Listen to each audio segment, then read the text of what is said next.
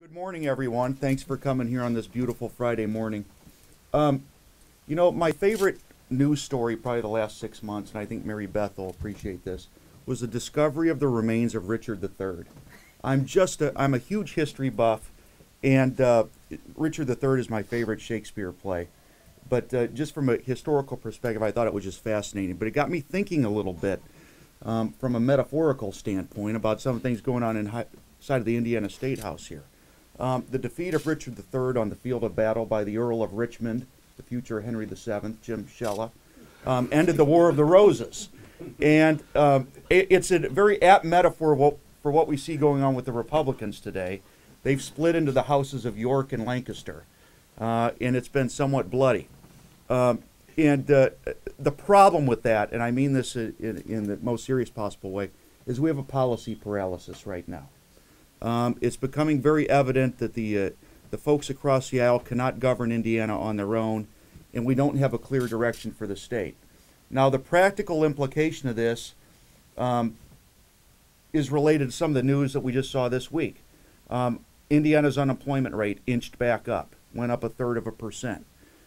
We continue to exceed the rest of the nation in terms of the percentage of people that are out of work and looking for work here in this state. Now, we have not seen any measure brought forward that would put a substantial number of people to work. We've pleaded for them to implement the Affordable Care Act, which the Indiana Hospital Association says would add 30,000 private sector jobs. We've asked for new ideas, ones that have to do with empowering the middle class and consumers this time, instead of just getting more money in the hands of the right people. I see a perfect example right here of how we're not seeing any new policies and not any new ideas for putting people back to work. You know, this bill that Representative Speedy had, our friend from Franklin Township, that would nullify the Indianapolis government's efforts to try to impose living wage benefits on people that do business with the city. And we look at the actual bill, and it's the same old stuff again. They're fine with making sure that there's public dollars going for things like business tax credits and abatements and deductions and loan guarantees and all these other things that are fine. They're fine as a mix of economic development tools. And yet when we see any measure that attempts to empower consumers and empower workers, they just throw a fit.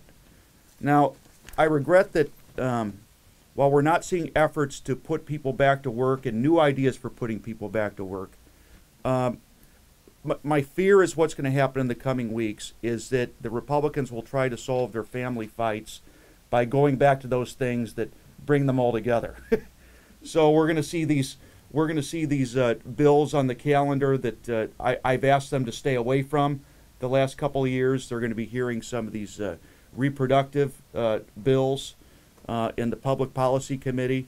The things they probably can all come together, agree on, are some of these power grabs of the parts of the state where the Republicans do not control the local units of government, which of course begs the question, how much power do they need? How much power do they need? They've got a governor and 2 supermajorities. They have every statewide office save one, and yet they cannot resist getting in the middle of local units of government that just by happenstance a few people got together and elected Democrats. These things have to stop. We need to get away from the things that divide us. We need to get away from the things that divide them, so we can work together to focus on what the people care about, which is something this session that will put people back to work, and that we can point to and say, look, we have tough economic problems, they continue, but we can do better. I think the thing we can hang our hat on is the Affordable Care Act and the expansion of health care in this state. If there's other ideas, I'm willing to listen, but they have to stop fighting amongst each other so we can hear some of those ideas, and hopefully through critique and assistance and even discussion of some alternatives, make them better.